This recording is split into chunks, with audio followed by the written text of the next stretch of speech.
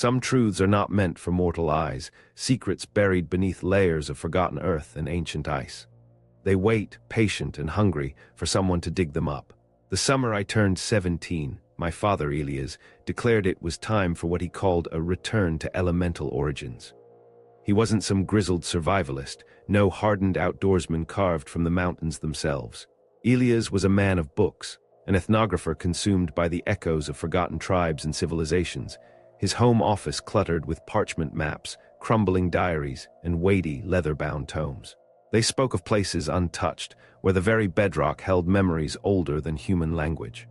For years, he'd been particularly captivated by the whispered legends of the deepest Alaskan interior. It wasn't just the anthropological lore that drew him, he hinted at a deeper resonance. A primordial pulse he believed still beat in those untamed corners of the world. Modern life, he'd often lament, had dulled our senses, softened our resolve, severed our profound connection to the raw, untamed essence of existence. This journey, he insisted, would strip away that artificial veneer, leaving only the fundamental self. His eyes, usually so practical and grounded in academic research, held a glint of almost feverish zeal, an unsettling spark of obsession that unnerved me even then. I was Orion, 17, all gangly limbs and burgeoning anxieties, utterly unprepared for anything beyond the neatly paved roads of suburban life. My father's pronouncements were typically met with a practiced blend of dutiful nods and internal eye rolls. But the idea of 2 months in the Alaskan wilderness, miles from any hint of humanity, was more than daunting. It was a vast, terrifying unknown. Yet there was also a sliver of romantic appeal in his descriptions and immersion. He called it a communion with the last true wild. I envisioned soaring peaks, rivers so clear you could see every pebble on their beds, perhaps a majestic caribou or a powerful grizzly from a very safe distance. I certainly didn't imagine the chilling, insidious reality that would unfold. Our journey began with a series of diminishing returns, each leg pulling us further from the familiar world. First, a long, grinding train ride up the Pacific coast, the rhythmic click-clack of the rails, a gradually fading heartbeat of civilization. Each mile took us deeper into the vastness that seemed to stretch infinitely on either side, the world outside our window blurring into an indistinguishable green and brown. Seattle became a blurred memory, then a distant concept, a phantom limb of my past life. Next, a single-engine prop plane lifted us over a sea of jagged, snow-capped teeth that tore at the sky for hours, their silent majesty both inspiring and terrifying in equal measure. The air grew thin, crisp, and carried a primal chill that seeped into my bones, promising what was to come. Finally, a tiny, sputtering bush plane, its engine buzzing like an angry hornet, deposited us on a remote gravel strip that barely qualified as a runway. The air here was different, sharper, infused with the overwhelming scent of pine and damp earth, a wildness that tasted metallic on my tongue, like blood or ancient ore. A weather-beaten local, with eyes that seemed to have seen too much, picked us up in a battered pickup truck, rattling us the last few miles to a scattering of log cabins, a makeshift trading post, and a single, silent saloon. It was less a village and more a punctuation mark at the very end of the known world. A last, desperate sigh of human presence before the true wilderness swallowed everything whole. I stood on that dusty road, dwarfed by the towering spruce and fir, the immense, untamed expanse pressing in from all sides, its silence heavy and profound. A strange, profound quiet hung in the air, a silence so deep it hummed, occasionally broken by the rustle of unseen things in the distant underbrush, a sound that seemed to mock the very notion of silence. This was it, the true departure, Elias, with a homemade map clutched in his hand, a piece of parchment adorned with faded ink and cryptic symbols that looked less like topography and more like ancient script led us deeper. We plunged into the dense forest, the ancient trees swallowing the last echo of the bush plane's engine, as if the forest itself was exhaling us. Our heavy packs, laden with gear, dug relentlessly into our shoulders, each step a dull ache. Elias navigated with an almost supernatural instinct, following what appeared to be an old animal trail, but one that seemed too deliberately winding, too perfectly formed for mere beasts. We climbed rugged slopes, picked our way through thorny thickets, sweat stinging my eyes and a dull ache settling deep in my muscles. Elias, though, was in his element. He breathed deep, his chest expanding with each inhale, his eyes alight with an almost manic energy as he pointed out obscure mosses, the faint, almost indistinguishable tracks of creatures I'd never heard of, and rock formations he claimed resonated with a peculiar energy, a vibration that only he could feel. He seemed to vibrate with a strange excitement, as if he were home, as if he recognized some long-lost kin in the very stone.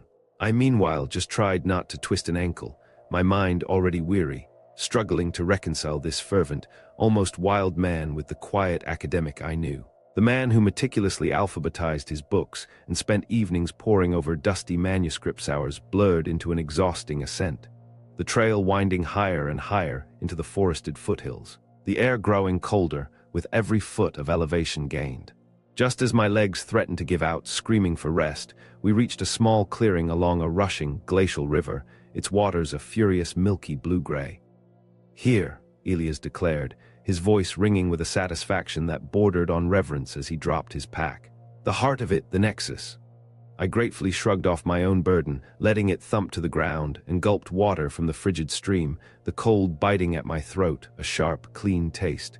The air here was colder still, carrying the scent of damp earth and something else, something metallic and sharp, like ancient stone or something long buried and newly disturbed. After a short break, we set to work. Elias directed me to gather fallen logs for a crude shelter, while he assembled our canvas tent and built a meticulous fire pit, arranging the stones with an almost ritualistic precision, as if each placement held a secret meaning. By the time the first stars pierced the rapidly darkening twilight, a meager, almost fragile camp had taken shape, a tiny bastion against the encroaching wild. We wolfed down rehydrated beans and rice, watching the jagged silhouettes of the mountains swallow the last light. My body screamed for rest, every muscle an insistent ache, but Elias seemed energized, almost buzzing, his gaze fixed on the dazzling canopy of stars above, occasionally sweeping the silent tree line as if searching for something unseen, something waiting just beyond the visible spectrum.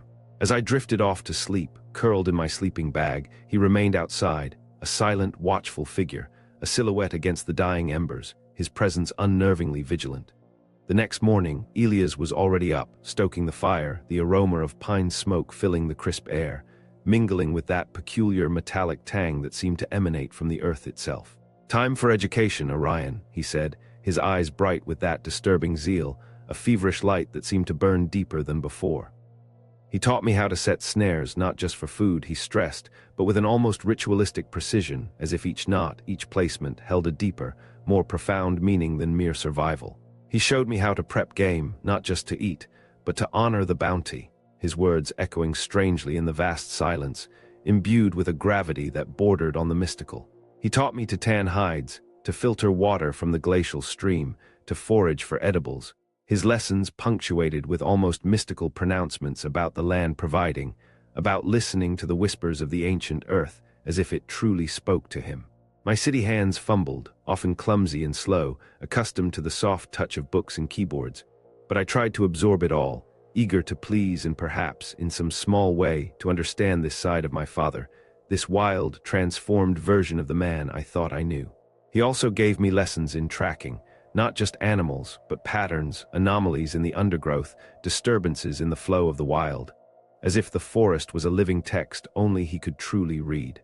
He taught me how to read the subtle shifts in the weather, how to identify different tree barks, and how to avoid grizzlies, though his animated lectures seemed to gloss over real dangers in favor of a deeper, more esoteric understanding of the wilderness, as if the physical threats were merely distractions from a grander, hidden narrative only he could perceive. He was in his absolute element, a man transformed, while I was utterly out of mine, a growing frustration gnawing at me as the days bled into weeks, each one a relentless cycle of physical exertion and bewildering spiritual lessons. My body ached perpetually from the endless tasks. Hauling wood, smoking the small fish we managed to catch, mending torn gear with clumsy stitches. My fingers were calloused, my skin perpetually grimy, scratched, and perpetually chilled, a constant, low-grade discomfort. Elias insisted it was forging me, shaping me into something stronger, more authentic, more connected to the elemental forces of nature. But cold, perpetually hungry, and bone-tired, I often felt like a lost, small boy, far from the concrete comfort of home, far from the familiar scent of my mother's cooking. Yet I persevered, not wanting to disappoint the fierce, almost desperate hope I saw in my father's eyes, that hope that glimmered with something beyond mere paternal pride, something that felt like a yearning for true understanding, a communion. Then came the first undeniable sign that something was truly amiss, something that burrowed deep into my subconscious and began to fester, an unseen parasite of dread. One morning we woke to find our cache of smoked salmon carefully suspended high in a tree, ravaged. Giant paw prints, unnervingly large and distinctly malformed, surrounded the shredded remains. Grisly, Elias surmised, his tone calm, almost detached, but I saw the flicker of something else in his eyes, a deeper, colder concern, a knowing glint that suggested he recognized something beyond a mere animal. It wasn't just a bear, I sensed, but something that had found us, something that had known exactly where to look, a malicious intelligence in its precise, almost surgical destruction. We redoubled our precautions, suspending food even higher, stringing bells and noisemakers around the camp perimeter, creating a crude, fragile barrier against the unseen, a desperate plea to the encroaching darkness. But the feeling of being watched, of being known, remained, a palpable weight on the air, an invisible predatory gaze. A week later, the intruder returned, bolder this time, almost playful in its malevolence. I heard Elias' low curses before I even poked my head from the tent. Our food bags and cooler lay in a heap, contents scattered, the heavy aluminum cooler lid bent and torn open with impossible force, as if by a giant's hand. Elias' face was grim, a fury that was almost cold as he examined the footprints in the damp earth. They were enormous, vaguely human-like, yet grotesquely misshapen, with an extra vestigial toe that pressed deep into the mud, leaving a disturbingly clear imprint, almost a signature. My blood ran cold. This was no ordinary bear. Some massive, intelligent creature was roaming just beyond the tree line, watching us, learning us, and now it was toying with us, testing our resolve. Elias squeezed my shoulder, his grip surprisingly firm, telling me not to worry, that he would protect us. But his jaw stayed clenched all day as he paced the perimeter of the camp, his heavy hunting rifle held close at hand, his gaze constantly sweeping the silent, oppressive forest, searching for the unseen eyes he knew were there. That night sleep was impossible. My mind conjured vivid, terrifying images of the creature, lurking, waiting, its malformed feet pressing into the earth, its unseen eyes burning. A primal sense whispered that this was not just an animal, but something else, something ancient and malevolent, something that had been waiting for us, for Elias, drawn by his very yearning for the primal. As exhaustion finally claimed me near dawn, a fitful, haunted sleep, I heard the soft, rhythmic click of Elias cleaning and recleaning his rifle outside the tent, a sound that paradoxically offered no comfort at all, only deepened the dread, turning it into a cold, hard lump in my gut the next morning. I woke feeling groggy, disoriented, and chilled to the bone. Sunlight filtered through the tent roof, an impossible sight, a cruel joke. Elias should have woken me hours ago, roused me with his usual almost manic energy. I scrambled out, yelling for him, my voice cracking, thin and reedy in the overwhelming silence. The camp was eerily still, the fire nothing but cold ashes, the air heavy with an absence that screamed wrongness, a vacuum where his presence should have been. I searched every inch, every nook and cranny, but found only his rifle, leaning against a tree, its stock still damp with dew, as if he had simply set it down and walked away, a casual departure into the unknown. My heart sank, a leaden weight in my chest. I was alone. Something terrible, something unthinkable had happened while I slept, oblivious, lost in the fleeting comfort of dreams. "Dad!" I screamed desperately into the vast, indifferent forest until my voice was raw, until my throat burned, but only the wind, a cold, mocking whisper, answered. Then I saw them. The monstrous footprints, surrounding my tent, far bigger than any man's, bearing that same unnatural extra toe, pressed deep into the soft earth. A stark, undeniable declaration. My heart hammered against my ribs, a frantic drum against the encroaching fear, as I sprinted blindly between the ancient trees, calling for Elias, my voice hoarse with panic. The echo of my own screams the only sound in the terrifying silence.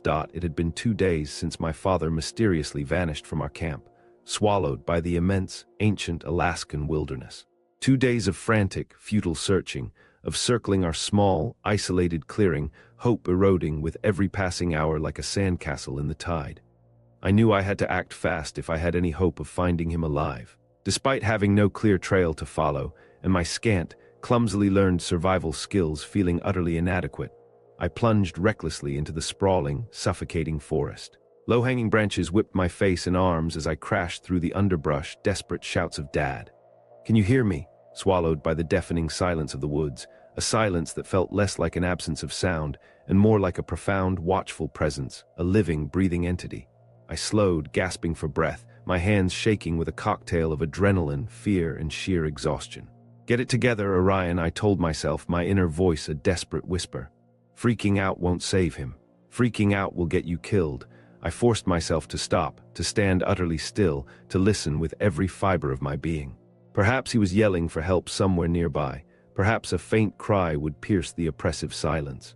But all I heard was the wind rustling through the ancient trees, a sound that suddenly felt alive, watchful, as if the forest itself were a conscious entity, observing my pathetic struggle, waiting for me to fail think. I urged myself, squeezing my eyes shut for a fleeting second, trying to recall any of Elia's countless tracking tips, his esoteric lessons. Look for broken twigs, disturbed soil, anything that seemed out of place, any unnatural disruption in the chaotic symphony of the forest floor.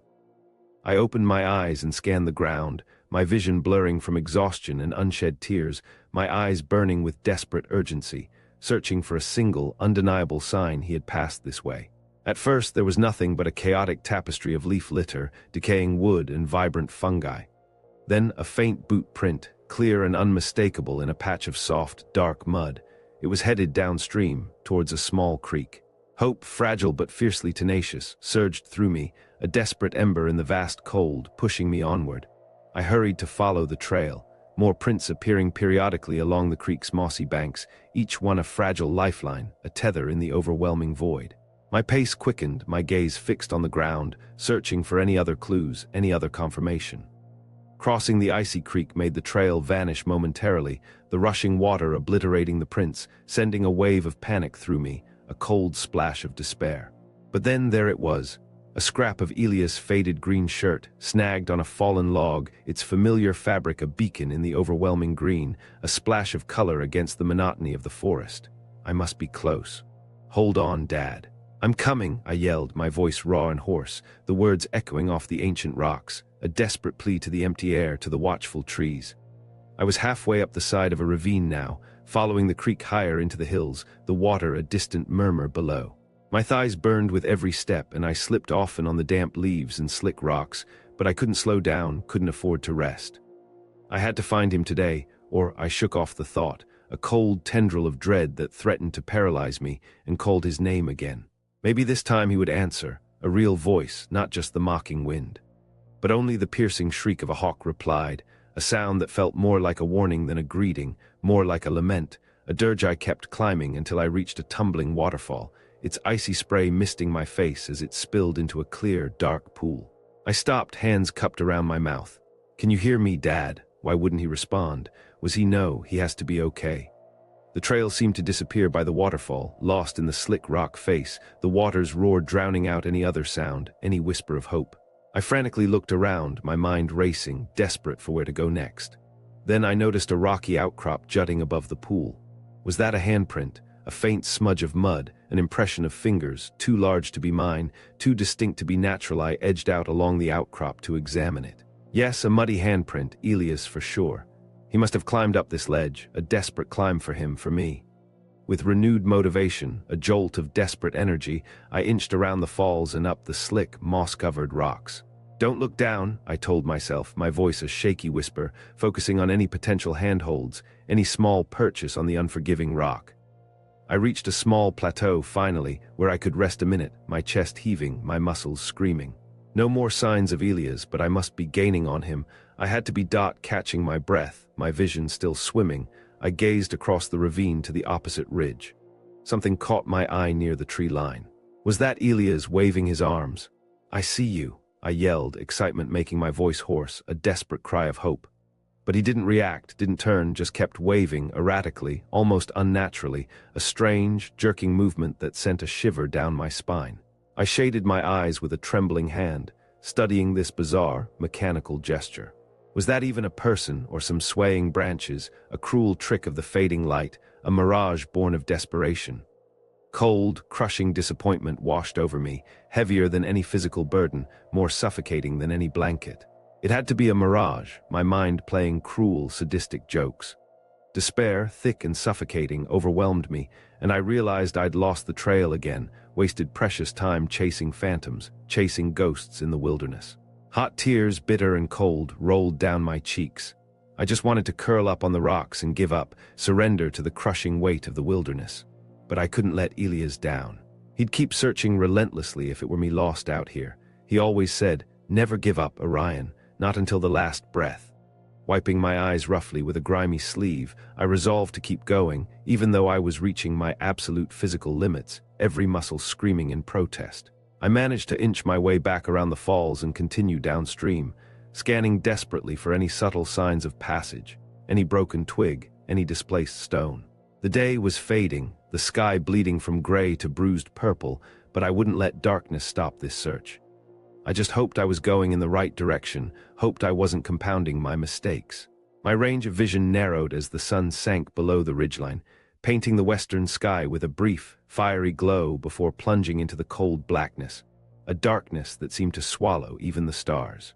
I kept my eyes glued to the ground, terrified of missing some vital clue in the growing gloom. Would Elias survive another frigid night out here alone, perhaps wounded, at the mercy of whatever creature stalked these woods, the creature that bore that malformed toe? I was so focused on searching for tracks, my head down, my gaze fixed on the darkening earth, that I didn't see the fallen log spanning the creek up ahead, slippery with moss, camouflaged by shadow. My shin cracked against it painfully, sending a blinding jolt of agony up my leg, and I sprawled headlong into the icy water. The current tugged viciously at my soaked clothes as I struggled to stand, jagged rocks slicing my hands as I crawled back to shore, gasping, shaking uncontrollably. Exhausted, shivering uncontrollably, I collapsed onto the muddy bank, the cold seeping into my bones, into my very marrow. Through chattering teeth, I scanned the darkening woods, praying Elias would suddenly emerge, a spectral figure from the shadows, a comforting presence. But I knew that was just a fantasy, a desperate, childish hope.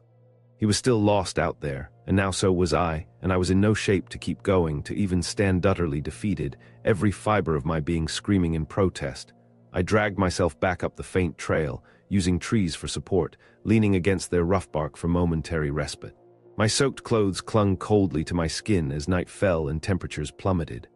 I kept blacking out, stumbling, my vision swimming, but somehow, driven by some primal instinct, I made out the faint, flickering glow of our campfire through the trees. Somehow, miraculously, I had wandered in a giant circle today, a futile, exhausting loop. Elias was still nowhere to be found. I sank down by the flames, every fiber of me screaming in pain and sorrow, my body a leaden weight. But I couldn't give up, not yet. At dawn's first light, I would search again. The warmth from the crackling flames slowly revived my battered, shivering body, thawing the fear that had frozen my limbs. As I sat there, wrapped tightly in a thin blanket, I methodically cleaned and dressed my many cuts and scrapes using the meager first aid kit. Spraining my ankle crossing that icy creek earlier didn't help matters, a dull throb that radiated up my leg, but I just gritted my teeth and tightly wrapped it with an ace bandage, trying to ignore the pain, trying to will it away. Once I'd patched myself up, I gingerly hobbled around camp, taking stock of our remaining supplies. The situation wasn't promising. Elias' absence meant it was all up to me now to provide food, mend damaged gear, and maintain the fire, the last bastion of warmth and safety in this terrifying wilderness. Can I survive solo out here? Doubt and despair, cold and insidious, crept back in as I surveyed our meager camp, the silence pressing in, a palpable presence. But moping wouldn't make Elias magically reappear, wouldn't fill the gnawing emptiness in my stomach or the chilling emptiness in my soul. I shoved the fears aside, forcing them back into the dark corners of my mind, and focused on tasks that might boost my chances. Gathering more firewood, preparing some trout I'd managed to catch earlier in a lucky throw of the net, and refilling our water stores. Keeping busy, moving, doing, somehow steadied my nerves and boosted my morale a little, but it still felt like I was just biding time, playing a grim game of solitaire until Elias came hiking back into view, a miracle of survival. Please let it be soon. The fish, though small and bony, helped strengthen and warm me after that brutal day of hiking. As I gnawed the last fatty morsels off the bone, my mind drifted to Elias, still out there, hungry and shivering, perhaps injured. Was he managing to find any food or shelter? Is he? No, I couldn't go down that road. Had to stay positive. He's alive. He has to be. I tossed the picked bones into the fire. Sparks danced up towards the vast, inky blackness of the sky, which glowed brilliantly with 1,000 stars. A distant, indifferent cosmic show, utterly uncaring of my plight. Then I heard it. The long, lonely howl of a wolf echoed across the valley, a mournful primal sound that sent a shiver down my spine, vibrating through my very bones. Something about its cry felt too close, too personal, almost like a lament for something lost. It was answered by another wolf, closer this time, and then another. I instinctively scooted nearer the flames, stoking them with a stick, trying to make the fire larger, a bigger beacon of warmth and safety. I knew wolves usually avoided humans, but being alone now, truly alone, I couldn't help feeling scared, a raw, naked fear, a reversion to something primeval. More howls joined in, a growing chorus all around, making the forest seem to close in on me, the trees themselves shifting into menacing silhouettes, eyes in the darkness. Sleep wouldn't come easy tonight. In the morning I'll search again, no matter what. If the wolves find Dad first, no, I can't think about that. He only had a day head start, so he can't be far. As the moon, a sliver of silver, rose overhead, I stared into the swirling flames, imagining they were a campfire keeping Elias warm somewhere out there. A desperate, fragile connection across the vast, terrifying wilderness. Today was another long, difficult day with no sign of Elias. My ankle throbbed with a dull, persistent ache, my back ached from days of exertion and restless sleep, and my morale was sinking steadily, a heavy stone in my stomach, but I had to keep trying. I clung to the slim hope that maybe he had left clues or signs for me in our traps, a breadcrumb trail in this endless forest, a desperate message. As I checked each empty snare along the trail, my heart sank deeper, each empty trap a fresh stab of disappointment.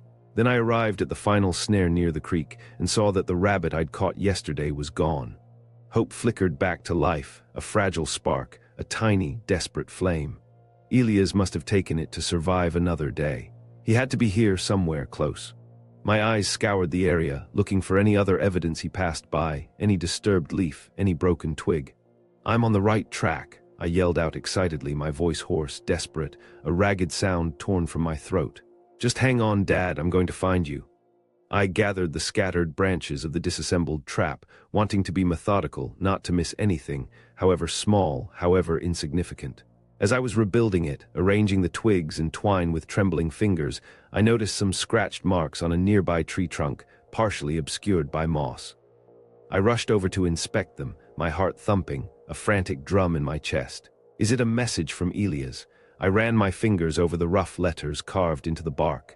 They weren't letters I knew, not simple alphabet characters. They were symbols, stark and angular, reminiscent of the cryptic markings on Elias' own map.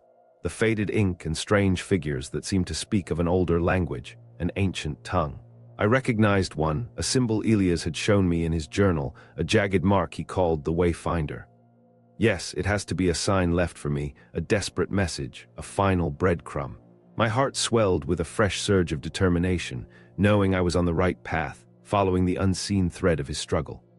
I just had to keep following it along the creek. The morning sun, a pale, watery light, filtered through the thick canopy of trees as I stirred awake, my body stiff and sore from another night sleeping on the hard, cold ground. As I poked at the dying campfire, sending a few embers into the gray air, and began boiling water for my morning tea, a thin tendril of smoke on the distant ridge caught my eye. I froze, kettle in hand, staring at the gray smoke wisping above the treetops, a fragile column against the vast sky, a silent plea. There was no mistaking it for a natural forest fire with the way it billowed in contained puffs, as if someone was sending a deliberate smoke signal, a cry for help. But who could be out here signaling in the remote wilderness besides Elias? My heart leaped, a desperate, frantic drumbeat. It had to be him. It had to be. Hands shaking with a fresh surge of adrenaline, I scrambled to pack up a small day bag with some supplies, a few jerky strips, a compass, my hunting knife. I doused the fire, carefully scattering the cold ashes, and slopped some more tea into my thermos before hurriedly setting out toward the smoke. As I crashed through the underbrush, my throat raw, I shouted anxiously, "Don't worry, Dad. I'm coming." The smoke looked several miles away across rugged terrain, but I was determined to reach it as fast as possible, driven by a renewed, desperate hope. I clambered up steep wooded slopes, my legs burning, then cautiously picked my way down loose shale on the other side, sending small avalanches of rock tumbling behind me. Heavy branches whipped across my face as I forced my way through thickets choked with alder and devil's club, their thorns tearing at my clothes and skin. I slipped often on the damp tundra, my sprained ankle protesting with every jarring step, but I kept staggering onward, fueled by a singular focus. That column of smoke was my only tether of hope, my only proof that Elias was still alive out here somewhere, still fighting. As the day wore on, however, the smoke started dissipating against the dreary, leaden-gray sky, thinning, fading, becoming ephemeral, a ghost of hope. I panicked, a cold knot forming in my stomach, quickening my aching pace as much as possible, pushing past the pain. But by the time I reached the ridge where it originated, there was nothing left but a faint, acrid whiff of burnt wood clinging to the air, a cruel, mocking scent. "No, no, no," I cried in anguish, the sound raw and torn from my throat, frantically searching the area for any other sign of Elias. But the ground showed no footprints, no fresh campfire remains, just flattened grass where perhaps someone had been signaling hours ago, a fleeting trace of hope. Exhausted, heartsick, and utterly defeated, I collapsed to my knees, the strength draining from my limbs. It was like losing Elias all over again, each failed attempt a fresh wave of grief, a new stab of despair. He must have given up waiting and moved on, and now I'd wasted precious daylight chasing smoke through the endless, indifferent wilderness as tears stung my eyes, cold and bitter. It really sank in how utterly, terrifyingly alone I was out here. If I didn't find Elias soon, I would be next. I shook off that thought, forcing it down, trying to regain control. I couldn't let hopelessness take root, or I'd be as good as dead. I had to keep believing we'd be reunited, that there was a reason for all this, a purpose beyond my comprehension. Wiping my eyes roughly, I gathered my resolve and took one last, desperate look around. Maybe Elias left some other clue about where he was heading, a more permanent mark. I noticed a faint game trail winding down the backside of the ridge, barely visible against the encroaching shadows. That could be a good starting point tomorrow. But for now, I needed to get back to my camp before nightfall, before the deeper terrors of the Alaskan night fully awoke. The hike back seemed to take twice as long, each step in agony, exhausted as I was. I slipped often on the damp moss and tangled roots, too weary to stop again, too afraid of what I might find if I paused. I sipped cold tea and chewed on a piece of jerky as I walked, replaying the morning's crushing disappointment in my head. Where do I search next? Will Elias leave another signal for me, or will the creature hunting him snuff his life out first, just as it had intended to do to me? By the time my small campfire came into view, a flickering orange against the encroaching darkness, it was nearly night. I numbly kicked together a fire, too tired for dinner, too numb to feel hungry, as I huddled close to the flames, fighting off the despair about my vanishing father, about my own bleak prospects. The surrounding woods suddenly erupted in chilling howls, closer this time, more insistent. Wolves. It was going to be another long, sleepless night, spent staring into the flames, imagining eyes in the darkness beyond, waiting. The next morning, I was shaken awake at sunrise by a horrific scream echoing from somewhere deep in the forest. A sound of pure, unadulterated agony that tore through the pre-dawn stillness, ripping the silence into shreds. I lurched up, heart hammering against my ribs, instantly awake, every nerve alight. The anguished screaming went on, a raw, primal sound of human suffering, then was abruptly silenced, cut off as if by an invisible hand. Every hair on my body stood on end, a prickling sensation of absolute dread. That sounded unmistakably like a human in mortal agony. Could it be Elias? What if he's being attacked right now? What if I grabbed my knife, its cold hilt a flimsy comfort, and scrambled from the tent toward the awful sounds, toward the chilling silence that followed. "Dad, I'm coming," I shouted, my voice a desperate croak, as I sprinted recklessly through the trees, blindly following the phantom echoes in my mind. With no trail to follow, my mad dash through the forest carried me up a wooded ravine, driven on by pure adrenaline and terror at what I might discover.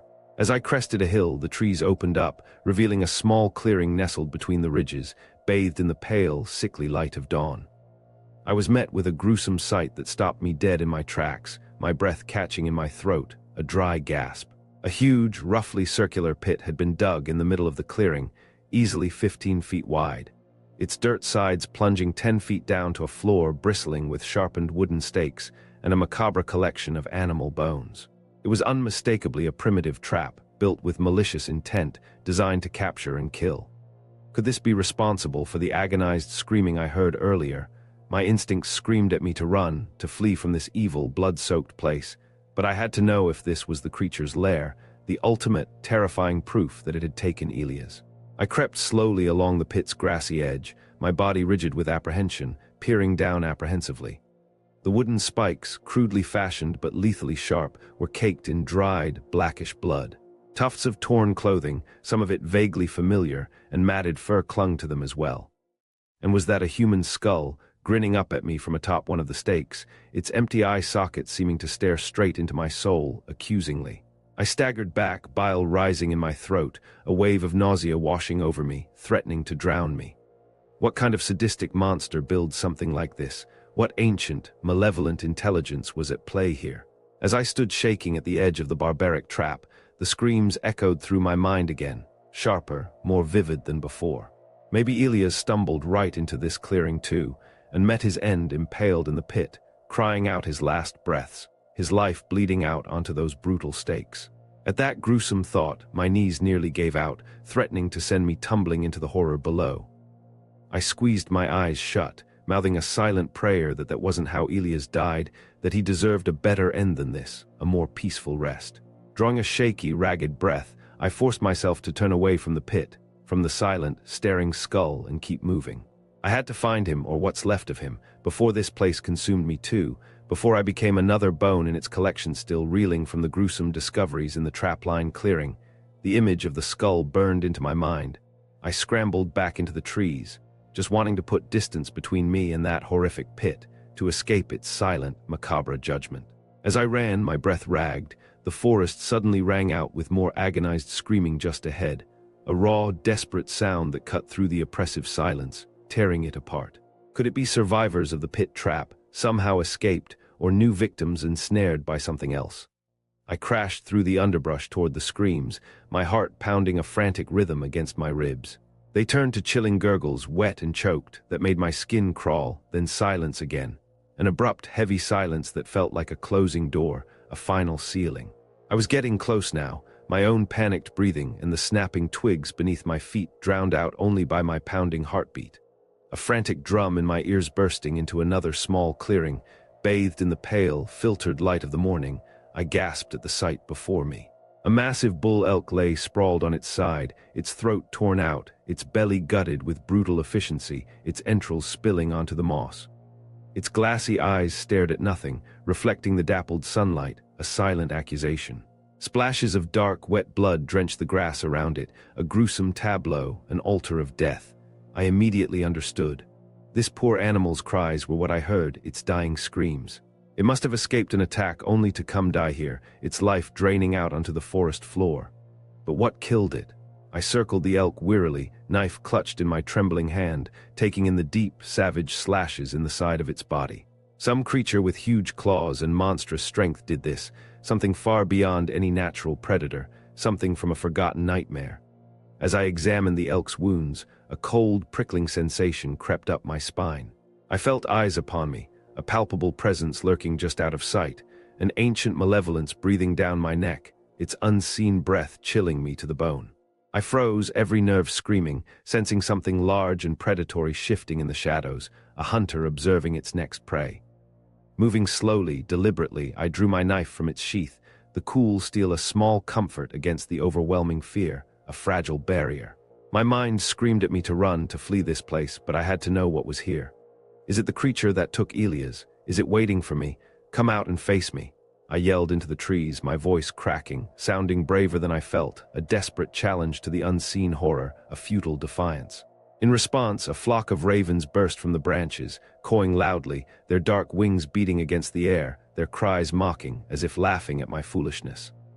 I spun toward the commotion, nearly jumping from my skin, my heart leaping into my throat, but it was just birds taking flight, not the beast. For now, at least. It was still out there, hunter and hunting, and it was terrifyingly clear I was in over my head against this primordial predator. This ancient evil still wary of whatever killed this elk, its bloody carcass a grim monument nearby.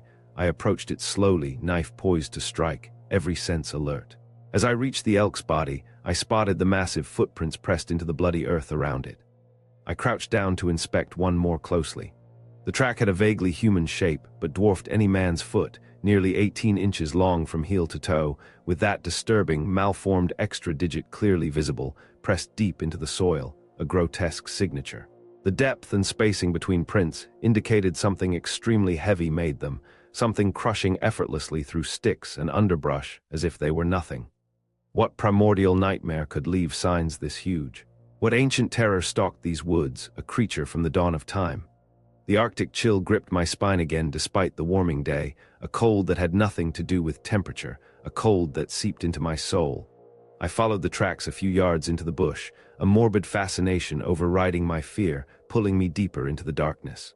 They led to an area of flattened grass where it appeared the creature had dragged the elk carcass back to feast on it, its temporary dining spot. I dug around in the depressed grass and unearthed chunks of loose fur and flesh, likely discarded by the beast, its leftovers. I held my breath against the raw stench of blood and decay, a smell that clung to the air like a shroud, like the very breath of death. Clearly, I was dealing with no ordinary animal here, and I was certain now it was the same creature that raided our camp and stole Elias away. Could he still be alive, as its captive somehow, enduring some horrific fate, a twisted form of Elias' communion? The possibility, however faint, however horrifying, fueled a tiny shred of hope in me, a desperate flicker in the darkness, a suicidal ember. But how could I possibly rescue him from such a powerful, ruthless monster, a creature that seemed to belong to an age long past, a primal entity? As I pondered my bleak chances, my mind racing through impossible scenarios, a raven landed on the elk carcass and began tearing greedily at its tongue. I swatted it away with my hand, which startled nearby crows into a loud, wing-flapping frenzy, their caws echoing through the trees like grim laughter, like a prophecy of my own demise. Leaving the mutilated elk behind, I pressed on through the forest, following the ominous footprints, each one a step closer to an unimaginable horror. They led me over a gurgling stream and up a mossy embankment, the air growing heavier, colder, permeated with that metallic scent. I emerged from the trees into another small clearing, littered with the remnants of what was once a campsite. Tattered canvas tent scraps hung from broken poles. Shredded clothes were strewn about, along with some empty cans of beans and boots with the toes ripped out, as if something had torn them off in a fit of rage or hunger or a grotesque form of play. It looked like someone or some group had a camp here that met a violent end, a sudden, brutal destruction, a massacre. Could these scraps belong to past victims of the creature, a gruesome collection of trophies? A warning. I rummaged through the ruins, my hands trembling, looking for any clues, any sign of what transpired, but found nothing of use. Everything had been torn apart in apparent rage, long ago, weathered by time and the elements, swallowed by the earth. As I was crouched by the long cold fire pit, something shiny, half buried in the dirt, caught my eye. I dug it out with a shaking finger. It was a woman's silver locket, still smooth despite years of exposure, a tiny, defiant glint of humanity in this place of savagery. My thumb brushed away the grime clouding its surface. Engraved on the front were the faded, intertwined letters E+M. Who did this belong to? Who were Elias and Martha? I fastened the locket around my own neck for safekeeping, a small, cold weight against my skin, saying a quick, silent prayer for its unknown owner, Elias and Martha, whose last moments here must have been utterly terrifying. I picked through the camp remains a bit longer, but it seemed the only story to glean was one of unimaginable carnage, of a sudden, brutal end. These poor souls likely crossed paths with the formidable creature, and it did not end well for them. I hoped for better fortune finding Elias, if he remained alive to be found. But a cold certainty settled in my gut. This was its hunting ground, and we were the hunted, mere toys in its ancient game. The creature's tracks, unnervingly clear despite the difficult terrain, wove deeper into the woods beyond the ravaged campsite, leading me further into its domain, into its labyrinth of death. With growing dread, I continued following them until the large prints veered off toward a massive, ancient old-growth spruce. Its branches spreading wide like a dark, protective umbrella, almost a gnarled hand reaching out. Beneath its sprawling branches sat the cold remains of another campfire, recently burned out, its ashes still disturbed, a fresh scar on the earth. I approached cautiously, my heart hammering, already fearing what I'd find, the scent of fear acrid in my nostrils. My heart dropped into my stomach when I spotted the tattered green shirt discarded next to the fire. It was Elias. He'd been wearing it the morning he disappeared, its familiar pattern a cruel mockery of comfort, a spectral presence. I picked it up with trembling hands. The back was shredded, torn, and caked in dried, crusty blood. But it wasn't just shredded, it was arranged. The shirt had been laid out, almost meticulously, the ruined fabric fanned out like some grotesque display, a silent, chilling message, a deliberate cruelty. And the scent, not just blood and decay, but something else, something cold and ancient, like deep earth and iron, a smell that clung to the fabric. A smell I now recognized as the very essence of the creature, of its terrible presence, its primordial breath. Collapsing to my knees, the cold seeping through my worn pants, I clutched the ruined shirt tightly against my chest and bowed my head, my shoulders shaking. I came all this way clinging to a thin, desperate hope that Elias might still be alive, somehow, somewhere, but this grisly evidence extinguished that last flicker, snuffing it out like a dying ember, like a life. He must have stopped here to rest and build a fire, only to be savagely attacked without warning, like all the other hapless people whose paths crossed with this monster, whose lives were consumed by its ancient hunger, by its cold, calculating play. I squeezed my eyes shut, hot, stinging tears spilling down my cheeks, blurring the world into a painful, watery smear. Elias is really gone. He's truly gone. The jarring reality sank through me, leaving only a profound, echoing numbness behind, a hollow chamber in my chest. What do I do now? Wander the wilderness solo until the creature comes for me too? Wait to be another trophy, another set of bones in its monstrous collection? The cold indifference of the Alaskan forest threatened to swallow me whole, to erase me from existence. But then slowly that numbness turned to a burning, agonizing hot anger, a furious red haze that clouded my vision, sharpening my resolve. Elias didn't deserve this horrific fate. No one did. He was a seeker, a scholar, not prey. If I can't save him, if he's truly beyond saving, I can at least avenge him. I can make sure the beast that killed him harms no one else ever again.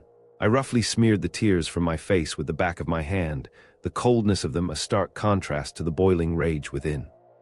I stood, my legs trembling, turning to follow the tracks again with a renewed, raging purpose, a desperate, primal resolve. This ends now, seeing the bloody, arranged shreds of Elias' shirt extinguished the last flicker of hope I'd been cradling.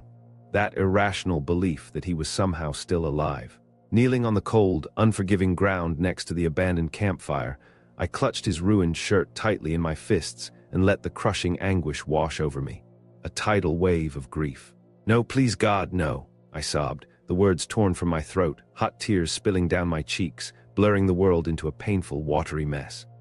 I knew Elias was likely gone the minute I saw those giant footprints leaving our camp, leaving me behind, but some irrational, desperate part of me still clung to the belief that I'd find him out here somehow, maybe wounded, but alive, broken but whole. Now only his bloodied scraps remained, ripped from his body by unseen claws and teeth.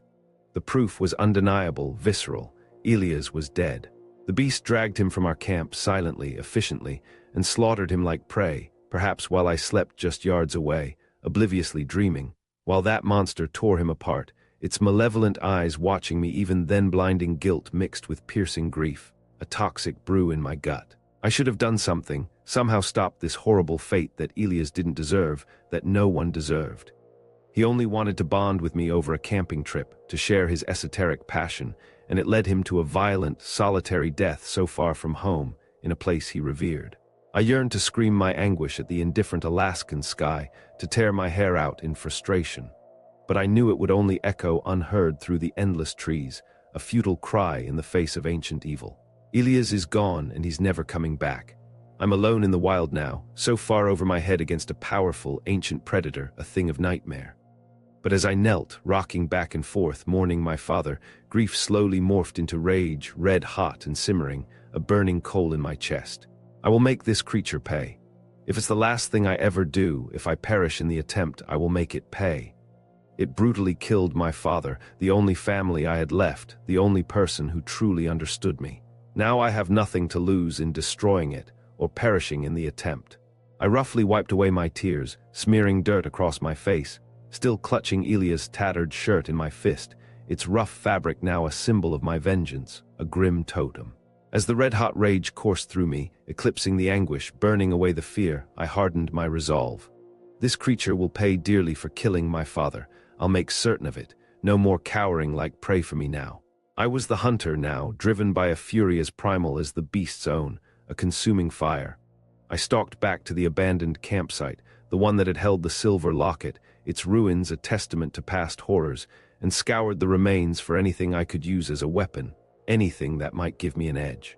In a torn pack half buried beneath rotten canvas, I found a hatchet with a chipped but still deadly blade.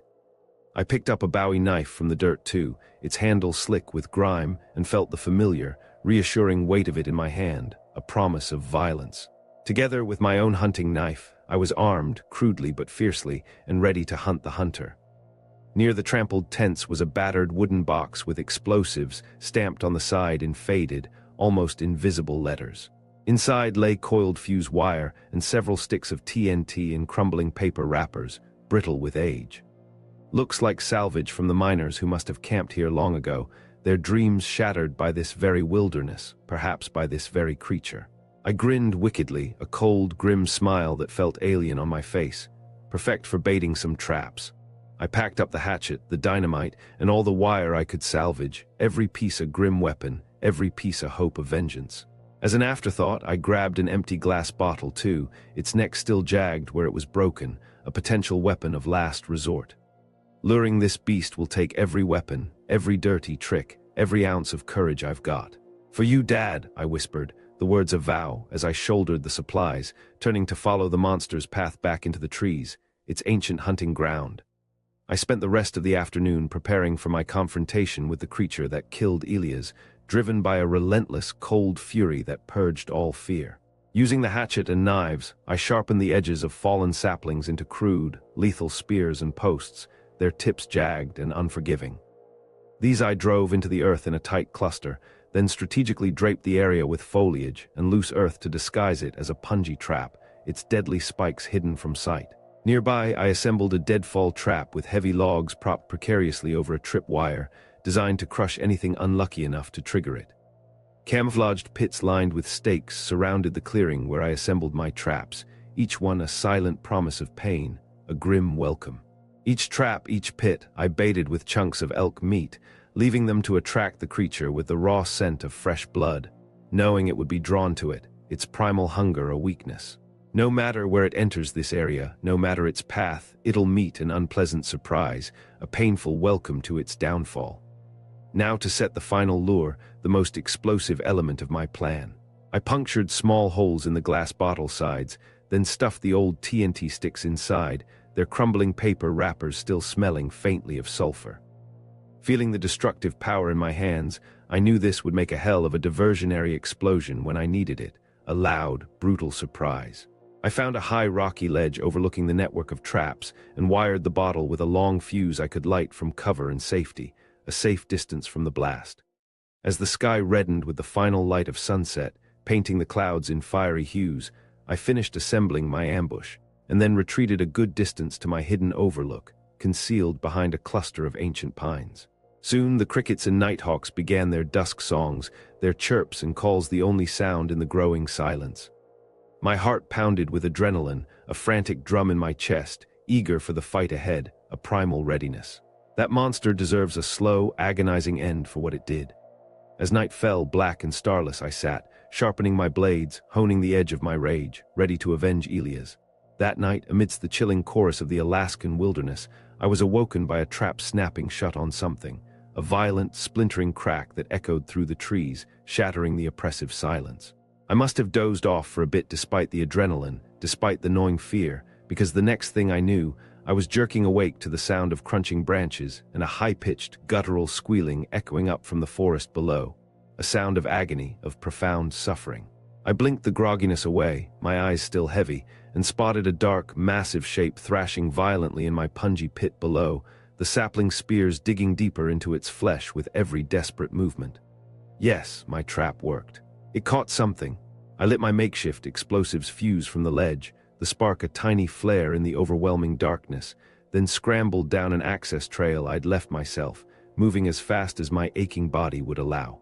The twisted cries coming from the pit were awful, heart-wrenching, but also welcome, a grim satisfaction, a taste of vengeance. As I reached the edge, my breath ragged, I bore witness to the horror trapped below. A massive grizzly, its fur matted with dark blood, was impaled at all angles by the sharpened spears, tearing itself into worse wounds trying to break free, its roars turning to pathetic whimpers, then gurgles as its life bled out. I left the dying grizzly caught in my trap, its struggles slowly diminishing. It wasn't the creature I was hunting, not the true monster. As I crept back through the moonlit woods, my makeshift torch held aloft, casting flickering light and shadow across the ancient trees. My heart pounded, a frantic drum in my ears, almost drowning out the sounds of the dying bear. My feet avoided dry twigs and crunching leaves, my senses heightened, attuned to every subtle sound. I approached the area I'd left baited and rigged, my grip tightening on my knife, its hilt slick with sweat. Was the predator here, stalking its prey, aware of my presence? My heart pounded so loud I could barely hear the stealthy steps tracking me in return, a soft, heavy pad just beyond the reach of my light.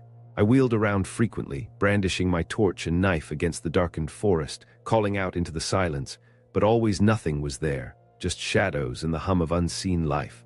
Until the hairs on my neck stood up, sensing the eyes upon me once more, a primal certainty of being watched, of being known. Something smart and deadly was toying with me, keeping its distance, a silent, unseen menace, but it wouldn't for long. I just needed to draw it fully into my web to force its hand. When I reached the bait pile, still untouched, a chilling certainty swept over me. My plan had failed. That beast didn't take my offering. It wasn't interested in mere meat.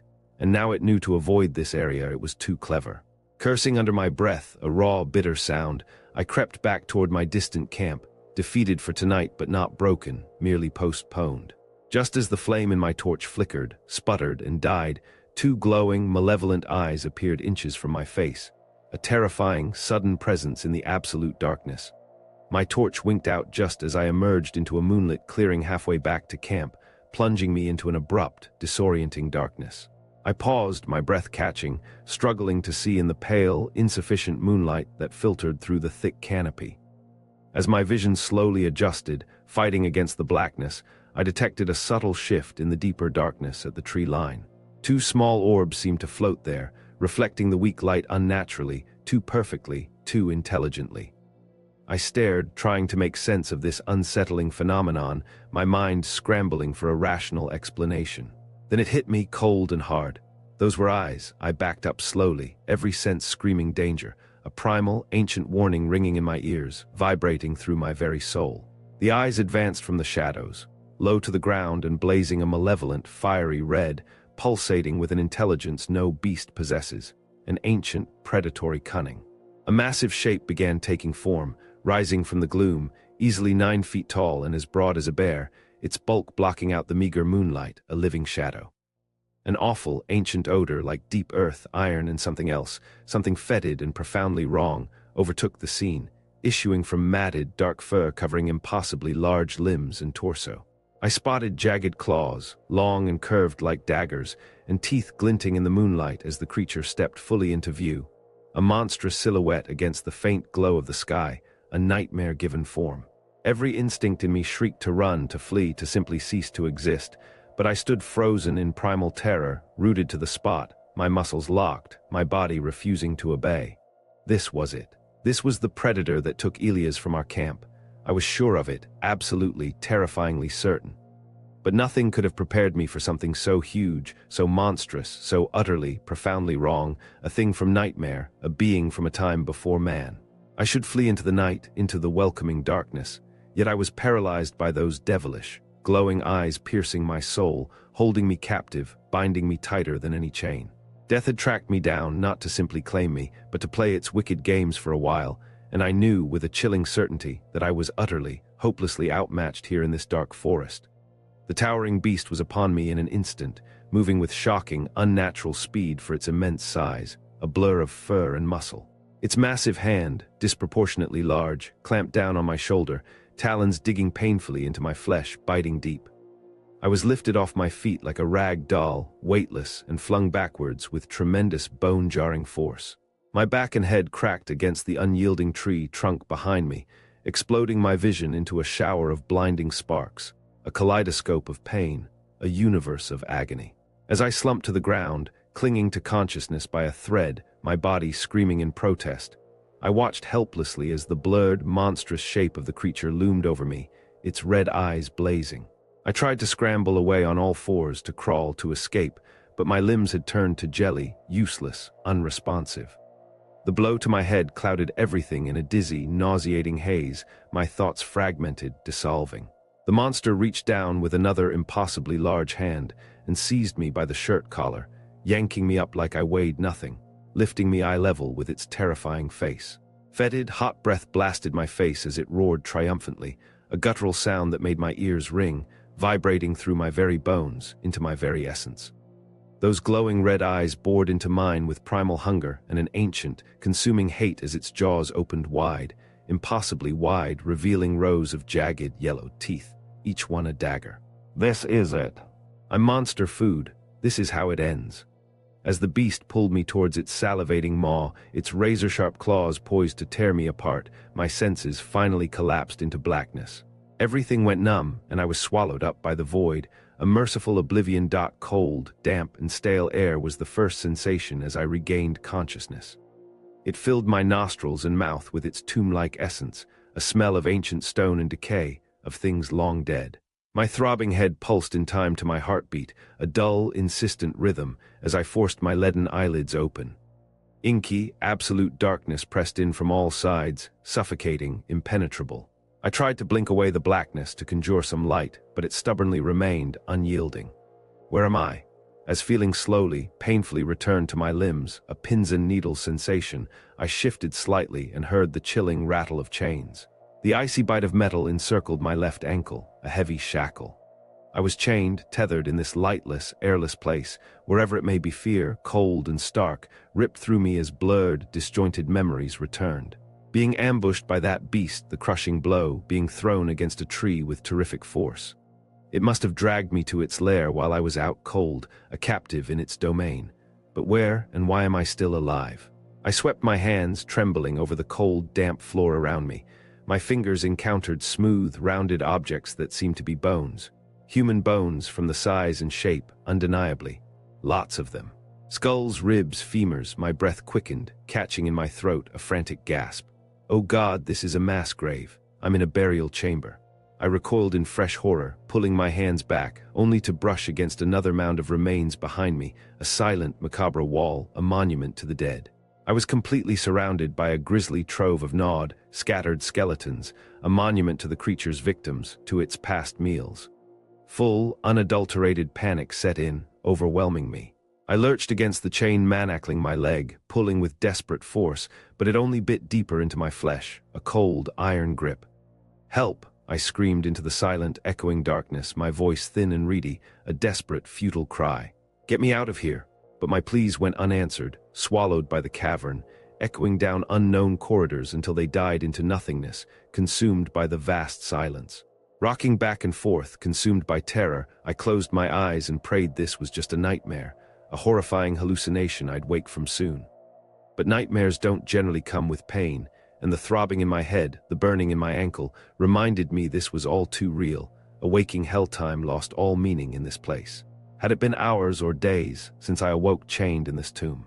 Starvation and thirst were setting in, bringing constant, dull headaches, waves of dizziness, and a profound weakness, a slow decay. When my end would come in this hellhole, this gruesome waiting room, I didn't know. But then I heard something. A shuffling in the dark, a dragging sound. Heavy, clawed feet dragging a heavy object across the stone floor, the sound echoing in the vast, unseen space, growing louder. My blood turned to ice, congealing in my veins. I pressed against the cold, damp cave wall, willing myself invisible, willing myself to become one with the rock. As the shambling footsteps drew closer, accompanied by the skittering of loose pebbles, an unsettling counterpoint to the heavy tread. I held my breath, every muscle tensed, my heart jackhammering against my ribs, so loud I was sure the creature could hear it, could feel its vibrations. A guttural snort, deep and resonant, echoed from just yards away as I finally detected the outline of my monstrous captor emerging from the blackness, a hulking silhouette against the utter void. It dragged the carcass of a massive elk, larger than any I had ever seen, leaving a glistening trail of dark blood on the cave floor. By the meager, malevolent light reflecting in its glowing red eyes, the only source of illumination, I watched the hulking beast settle beside its fresh kill and tear ravenously into the elk's belly with savage fangs and claws, a horrifying, primal feast, a ritual of consumption. Strings of gore sprayed the cave floor as it feasted, the sounds sickeningly loud in the confined space, each tear of flesh, each crunch of bone reverberating.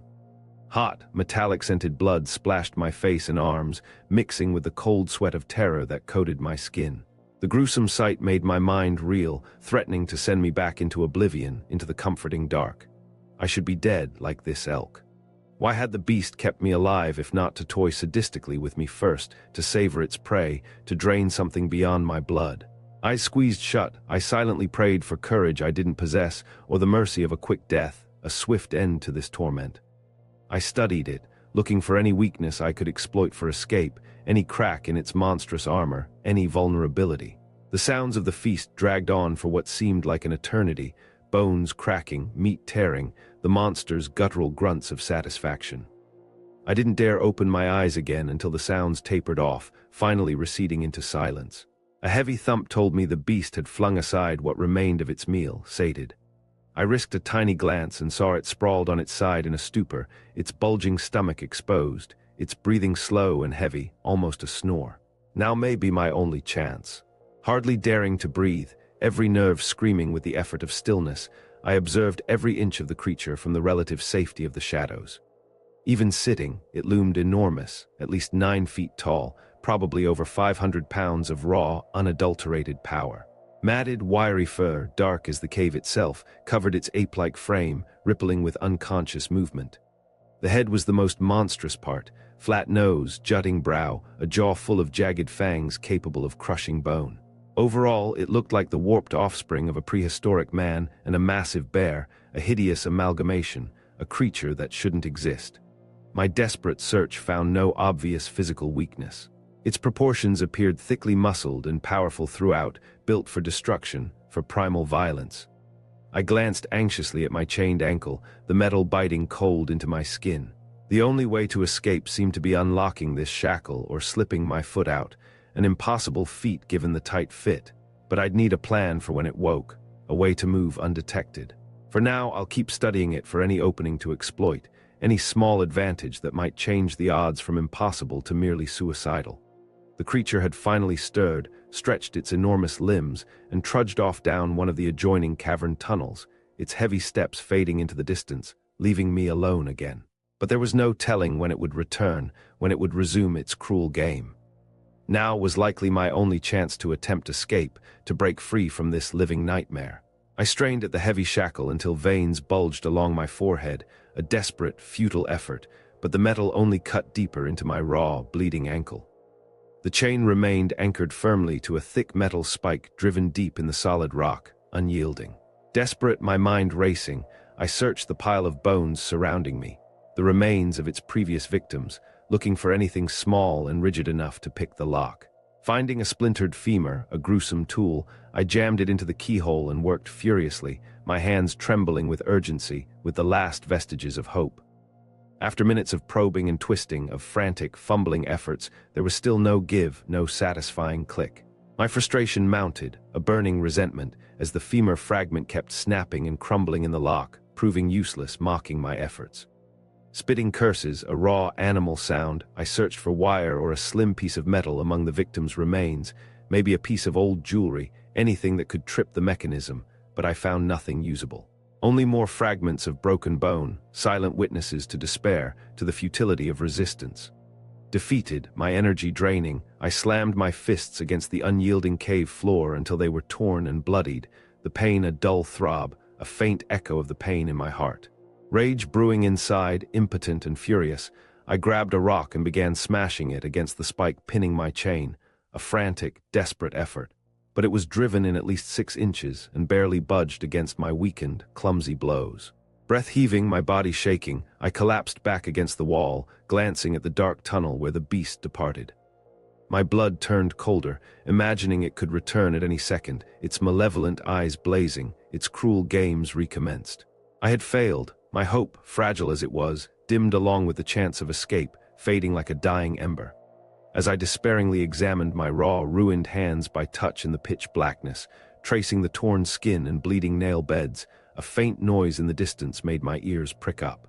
It almost sounded like a voice, thin and reedy. I held my breath and listened intently, straining to hear over the pounding of my own heart, until it came again. A ragged, choked cry of pain from somewhere far down one of the adjoining tunnels, a sound of agony that pierced the suffocating silence, a familiar sound. Could it be Ilias, somehow alive and trapped here too? "Dad, is that you?" I shouted into the darkness, my voice breaking, cracked with disuse and desperate hope. No response, just the eerie silence swallowing my words. But after a moment, another pained yell echoed back, weaker this time, a fading cry. It was unmistakable. It was my father's voice, a sound I knew more intimately than my own. He must be shackled in a distant cavern, crying out in agony, just as I was. The beast seemed to be slowly torturing him for its own sick amusement, prolonging his suffering, drawing something out of him. "Just hold on, Dad. I'm going to get us out of here." I yelled desperately down the stone corridor, my voice raw with renewed purpose, with a fire that flared despite my weakness. Hearing him suffering so nearby was too much to bear, a torture worse than my own imprisonment, worse than any physical pain. I clawed and pried with renewed frenzy at the spike pinning my chain, ignoring the hot blood now slicking both hands, ignoring the searing pain. "That monster is hurting my dad. I have to get loose." Tuilia's hoarse screams went quiet again, leaving only the deafening silence, an unbearable emptiness, a vacuum of sound. Sobbing in anguish and fury, a raw animal sound, I kept tearing at the unbreakable bonds tethering me, heedless of broken nails and mangled fingers, heedless of the pain. I cried out promises of rescue, though he likely couldn't hear now, lost in his own suffering. Holding on to hope, that desperate, foolish thing, was all I could do, all I had left. I clawed desperately at the loose rocks and hard-packed earth around the metal spike, trying to dig it out, to loosen its grip. My broken and bloody fingernails left deep gouges in the unyielding cave floor, but no matter how much grit and dirt I scraped away, the spike remained lodged fast in the rock, unmoving, impregnable.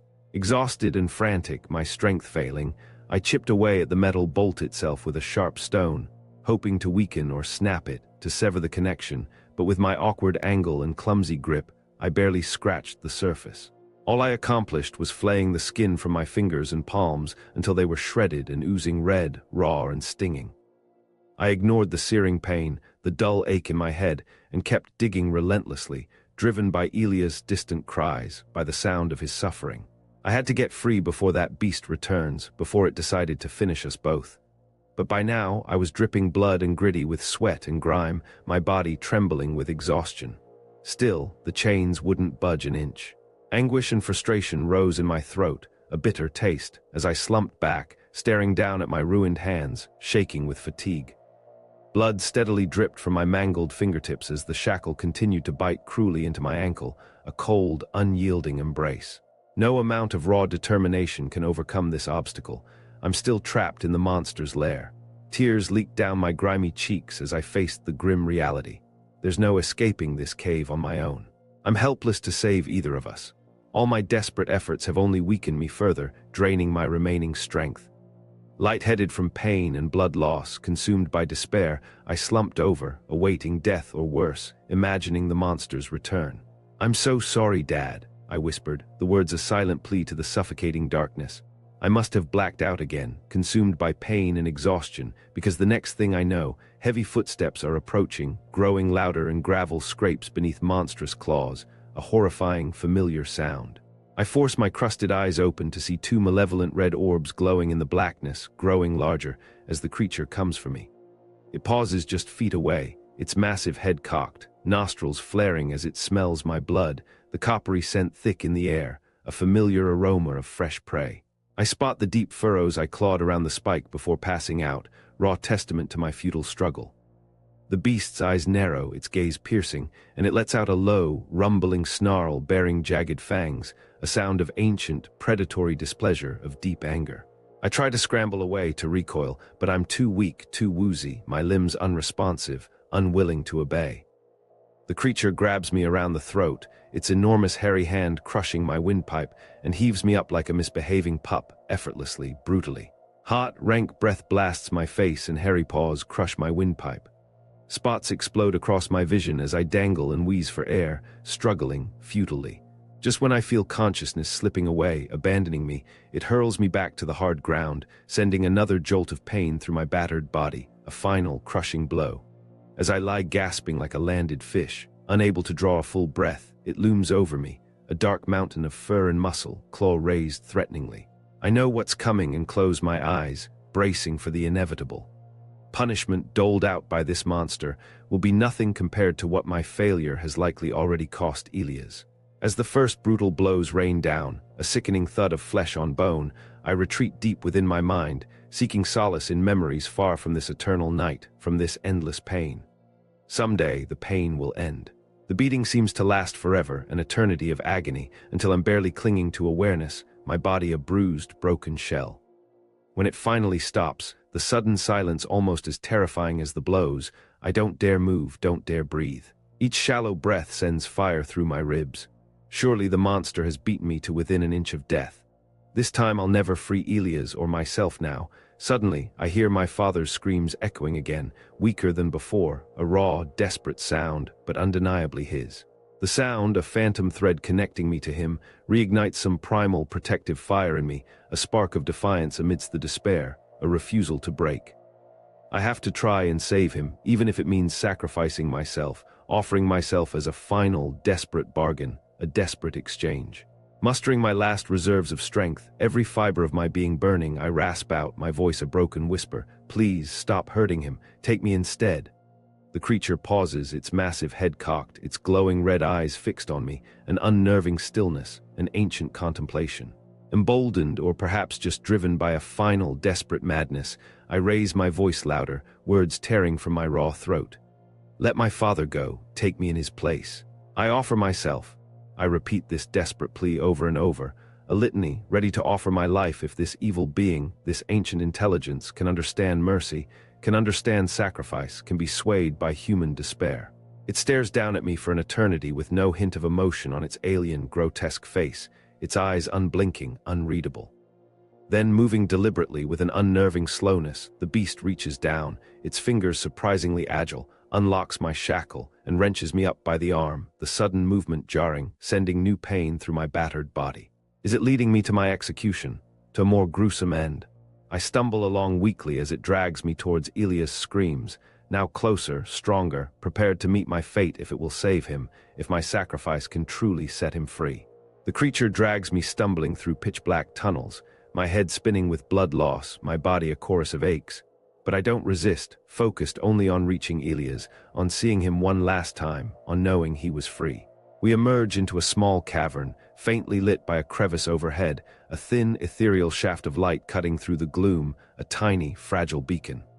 There, hunched and broken, chained to the far wall, is Elias.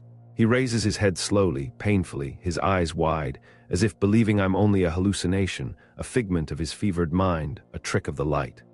I lurch forward despite the monster's grip, falling from its grasp and collapse at Elias' feet. We cling together, both battered and broken, covered in dirt and blood, weeping tears of joy and grief, a desperate, raw reunion forged in darkness. After what feels like a lifetime, I lean back to look at him in the dim, unforgiving light. His face is swollen and bloodied, almost beyond recognition, a mask of suffering. His eyes, though, are the most disturbing. They hold a strange, vacant calm, an unsettling, deep-knowing peace that feels utterly alien in our horrific predicament, in this place of death, in this realm of fear. I can only imagine how I must appear to him in turn, but nothing matters now except that we're together again, against all odds, alive. "I was afraid I'd lost you, son," Elias says, his voice a dry, cracking whisper, but his eyes hold that unsettling serenity, that profound, unreadable calm that chills me, even in our reunion. Our relief is short-lived, a cruel trick. The creature, silent and efficient, grabs me by the hair and clamps the shackle around my own ankle, the cold metal a familiar, terrible weight, biting into my raw skin. I'm chained beside Elias, close enough to touch, but we remain trapped, deep in the creature's lair, its prisoners once more, its playthings chained beside my father in the cramped, dank cavern, the air heavy with the scent of blood and decay. I felt the will to survive slowly leaving my battered body, draining away like sand through my fingers. But Elias, sensing my despair, grasped my hand fiercely in the darkness, his grip surprisingly strong, almost unnatural in its intensity. "Don't give up hope, Orion," he whispered, his voice still hoarse, but with an underlying conviction, a strange, resolute strength that chilled me more than comforted, a cold fire in his voice. "We're getting out of this hellhole. Whatever it takes, I swear I'll get you home. We will escape this." His firm determination, that unsettling calm, ignited my fading spirit like flint to steel, a desperate spark, a flicker of defiance. I managed a weak smile despite the direness of our plight, a grim acknowledgement. "We'll get out together," I vowed, my voice barely audible. "I'm not leaving this cave without you, not ever."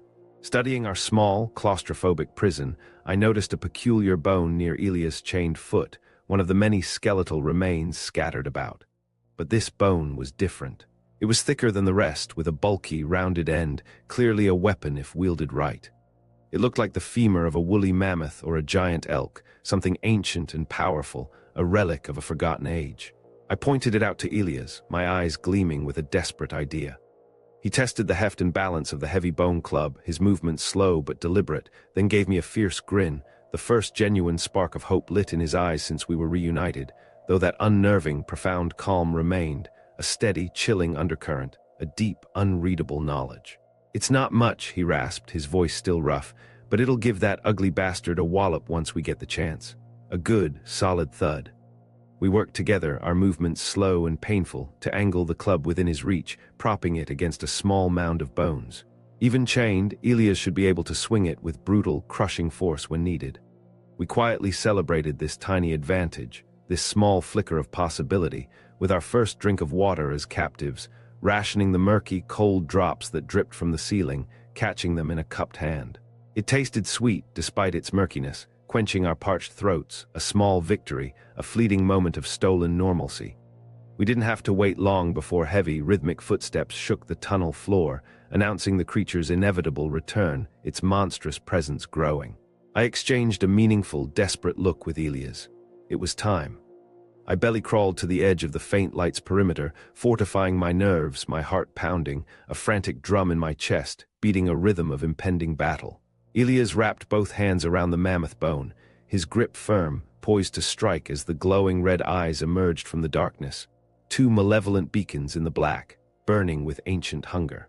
I threw a loose stone, a desperate, clumsy projectile, striking its torso with a dull thud. The creature, surprised, snarled, a low, guttural sound, turning its massive head my way, its focus momentarily shifting to me. I desperately scrambled back, pressing myself against the cold wall, but its focus held on me just long enough. With an enraged cry, a guttural sound torn from his own throat, Elias leaped up, pulling against his chain, and swung the club with all his might, a desperate, powerful blow, a primal roar of defiance. It connected solidly with the beast's left knee in a sickening crunch, a spray of dark blood blossoming in the dim light. The massive leg buckled sideways, a twisted, unnatural bend, and a shriek of rage, an unholy sound, erupted from the creature. The monster's head whipped toward Elias, its eyes blazing with fury, its other hand raising to strike, but quicker than seemed possible for its size. The creature slammed him against the wall in a crushing chokehold, its massive hand engulfing his throat. My father's face purpled as his chained legs flailed desperately, clawing at the air, struggling for life. I screamed, a raw, piercing sound, and clutched at the monstrous hand, trying fruitlessly to free him, my small hands useless against its immense strength, against its ancient power. It glared at me with those malevolent red eyes, twin fires of ancient hate, and tightened its grip around Elias' throat. Just as black spots swarmed my vision and Elias' struggles grew weaker, there was a whistling sound, a faint whoosh, and a wet, sickening thunk. The creature's snarling face went slack, its eyes glazing over, and the hand dropped Elias. He crumpled, gasping for breath, clutching his throat. Behind the dazed monster, the mammoth bone club clattered to the ground, heavy and dark. Somehow Elias must have struck its injured knee again, sending them both toppling, and on the way down, with a final, desperate surge of strength, he smashed the monster's skull with the club, crushing bone, reducing it to a pulpy mess. It swayed, a towering, broken thing, dark blood sheeting from its deformed head, pouring from a gaping wound. Those demonic eyes rolled back, becoming milky and vacant. With a loud, shuddering thud like a felled tree, it hit the ground, its massive body shaking the very cave, shaking the ancient bedrock. Elias staggered over, grabbing the blood-coated club, its surface slick and warm. He began savagely bashing the creature's head and neck, again and again, reducing both to a pulpy ruin, a grotesque mess of fur, bone, and flesh. I wanted to look away from the gruesome scene, to shield my eyes from the sheer brutality of it, but I couldn't. We were both running on instinct now. Survive at any cost, become as savage as the beast itself, embrace the primal. When only mangled meat remained above its shoulders, a formless horror, Elias finally stopped, breathing hard, his chest heaving, his eyes still holding that unsettling calm, that deep, unreadable knowledge. The thing that haunted our nightmares, the ancient malevolence, now looked pitiful, a mere pile of matted fur and bones, its power gone. We cut its reign of terror short in this dark cave forever. And yet our desperation remained. I couldn't tear my eyes from the sight as Elias brought the club down with crushing, relentless force on the beast's skull. There was a sick splintering sound on impact, wet and sickening. Its legs buckled, and the Sasquatch, no, something far older, far more terrible, a creature from the primordial past, toppled like a felled redwood, hitting the stone floor hard enough to shake dust from the ceiling, a shower of fine gray powder. For a moment it lay there, a dark, spreading puddle haloing its mangled head, its limbs twitching with residual energy. I held my breath, terrified that any second it would rise up and resume its attack with renewed fury, that its death was a trick, a cruel deception. But the massive body remained sprawled and motionless, aside from a few awful, involuntary twitches running through the limbs, like fading memories. Elias prodded its arm wearily with the bone club, poised to strike again, his face grim. There was no response, no flicker of life. He turned and gave me a fierce, relieved smile through the blood and grime coating his face, that strange, quiet calm still present in his eyes, a depth I couldn't fathom, a deep, unsettling stillness. I crawled over to join him, my body aching, hardly able to believe our luck, our brutal triumph. Elias crushed the monster's skull with that mammoth bone, using only adrenaline and a desperate primal strength, a strength I had not seen in him before. "Help me search it, quick, before it wakes up, before anything else happens," Elias said, his voice strained but urgent, as he began rifling through the thick, matted hide of the fallen beast.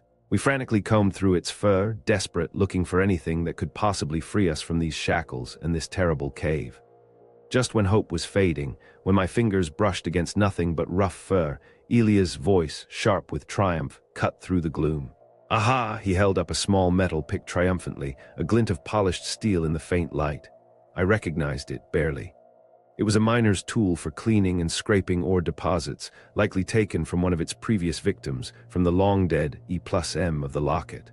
It just might work. Elias knelt by my chained ankle and carefully inserted the pick into the lock, his movements delicate, precise, exquisitely focused, as if he had done this before, as if he possessed some ancient knowledge of mechanisms.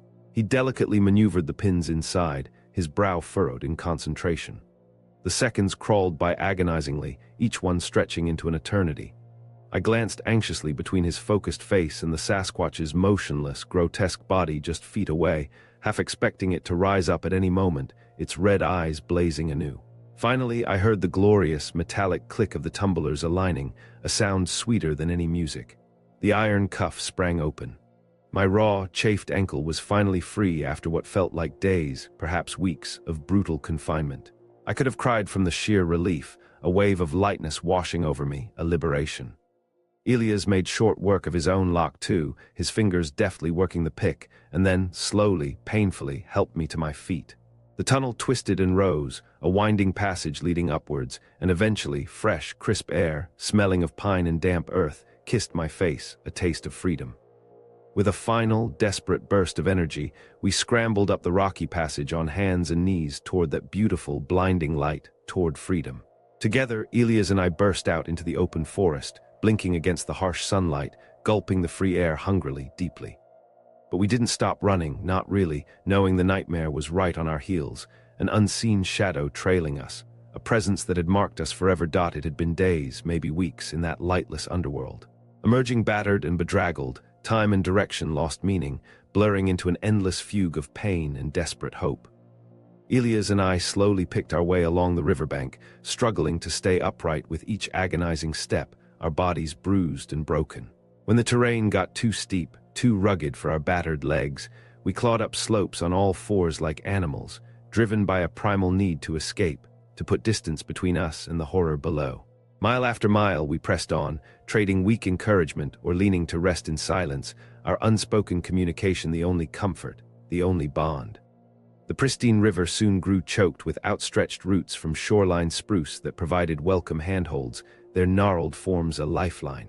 An ancient bear trail marked by deep, old claw marks appeared along the bank, which we gratefully followed out of the craggy canyon into gentler forest foothills. Ilia's energy, which had seemed so depleted, surged with a strange, unnatural vitality when we spotted a crumbling cabin nestled ahead by the river's edge, barely visible through the trees.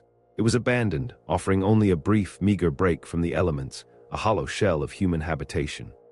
Replenishing our strength as best we could, scavenging for berries and roots, we set forth again downriver, now following faint trails that showed subtle signs of man, old boot prints, a discarded tin can, faint paths. I smiled for the first time in weeks, a genuine, aching smile, when familiar smoke trails appeared above the trees ahead. Our camp. Somehow, against all odds, we found our way back, drawn by some invisible thread of fate. A desperate yearning for home. It's been over 40 years now since that fateful Alaskan camping trip with my father, Ilias. But even today, hardly a day goes by that I don't think back to that summer of '72 and what we endured out there in the unforgiving wilderness. It fundamentally changed both of us, irrevocably, profoundly. After finally limping back to our campsite, more dead than alive, gaunt and spectral, we managed to contact a bush pilot using our emergency radio to come retrieve us within a couple of days. I'll never forget the look on that pilot's face when he landed on the gravel bar and saw two bloodied, dirt-caked skeletons emerge from the forest, their eyes wide and haunted, their story screaming from their very bones. I don't think he believed our delirious, whispered tales of a towering man-beast, an ancient horror deep in those woods that hunted men for sport and kept them in its bone-littered lair. He chalked it up to a severe bear attack, hypothermia and starvation-induced hallucinations, a convenient, rational explanation for the unimaginable. But Ilias and I knew the truth. We spent what felt like an eternity as playthings, trapped in that lightless cave by a creature whose evil surpassed any natural animal, whose intelligence was ancient and malevolent, a being beyond our comprehension.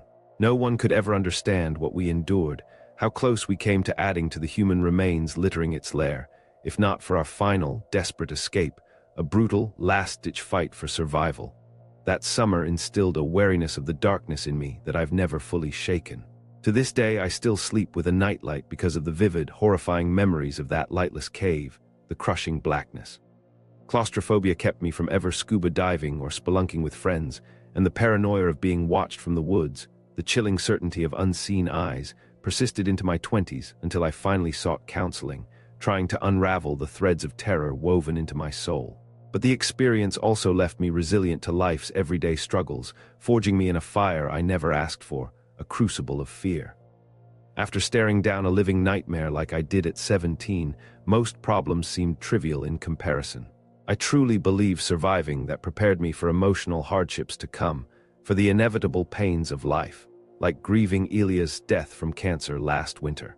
He was my anchor, the man who, in his own strange way, taught me unimaginable courage in the face of darkness, in the face of the truly inexplicable. But even after his death, a chilling, insidious realization slowly settled over me, a truth colder than any Alaskan winter. Ilias was never truly the same after Alaska. Yes, he was scarred, haunted by the experience as I was, but the shadows clung to him differently. There was also that unnerving calm, that peculiar emptiness in his eyes that only deepened with the years, a distant, unreadable quality, as if part of him was no longer truly present. He'd sometimes stare blankly into the dense forest behind our home, whispering about ancient ones or the old earth, about a communion or an acceptance, as if still in conversation, still in communion with something unseen, something primordial, something that had claimed him. His cancer, when it came, was aggressive, consuming him from the inside out, a decay that felt less like illness and more like a slow, internal dissolution, a hollowing out, as if something was being drained from his very essence. Sometimes in his final days, when I leaned close, when his breath was shallow and his eyes glazed with that unnerving calm, I thought I caught a faint, strange scent clinging to him, like cold earth and iron, the very smell of that creature's lair, of its ancient, malevolent presence, a scent from the tomb. And then, a few weeks after he was gone, after the funeral, I found his old journal, the one he kept meticulously updated after our return. The last entry, dated just days before he passed, was simply a single, familiar symbol drawn on the page. The Wayfinder symbol, except now, around it, were faint, malformed imprints, a tiny, almost invisible extra toe pressed into the paper, a chilling signature. At 60 now, my daily routine is tame compared to my former life. I'm quite content puttering around the house and tending my garden these days, the smell of fresh earth a grounding comfort, a reminder of what is real. But some wild, wounded part of my spirit will always remain 17, crouched by a flickering campfire deep in those Alaskan woods, ready to battle monsters, haunted by the knowledge of what happened. Because I know now such evil does lurk in forgotten places. And sometimes it doesn't just kill you, it changes you. It leaves a mark, a silent knowing, a subtle shift in the soul, a peculiar calm that creeps in, that proves you were touched by something ancient and malevolent, something that might have let you go, not because it was merciful, but because it had already taken what it needed, leaving a piece of itself behind. And sometimes on quiet nights when the wind howls just right, and I catch a faint, earthy scent, I find myself whispering about the ancient ones. And I feel that cold, malformed extra toe pressed against my own soul, a chilling, undeniable presence, a perpetual echo of the primordial pulse. What part of the story gave you the most chills? Follow for more tales from the edge of the known world.